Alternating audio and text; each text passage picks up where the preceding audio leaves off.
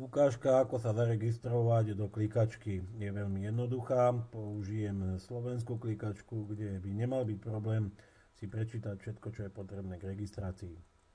Nájdem si na stránke v menu registrácia, kliknem a otvorí sa mi prihlasovací formulár. Vypíšem si prihlasovacie meno, každý si má svoje, heslo,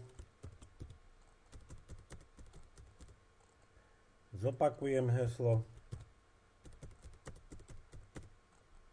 osobný PIN, ja použijem 4 jednotky, ale každý si dá svoje bezpečnostné PIN, aby mohol vybrať peniaze na svoj účet. Referér je veľmi dôležitý, malo by tam byť uvedené meno toho, ktorý vás priviedol, čiže na ktorý reflink alebo banner ste klikli. Ďalej treba vypísať meno a priezvisko.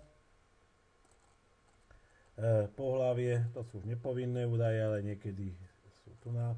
Samozrejme treba použiť reálnu e-mailovú adresu, na ktorú vám príde aktivačný kód. V niektorých prípadoch to nie je potrebné, ale v tomto je, kde bude treba zadať aktivačný kód, ktorý vám príde na mail, aby ste mohli aktivovať svoj účet. Ďalej je veľmi dôležité súhlasiť s podmienkami. Pokiaľ súhlasiť nebudete, účet vám to nevytvorí. Nakoniec stačí vypísať captcha kód a samozrejme vytvoriť účet. Ja nebudem vytvárať, lebo ja už mám vytvorený. Je to aký príklad. Takže veľmi jednoduché.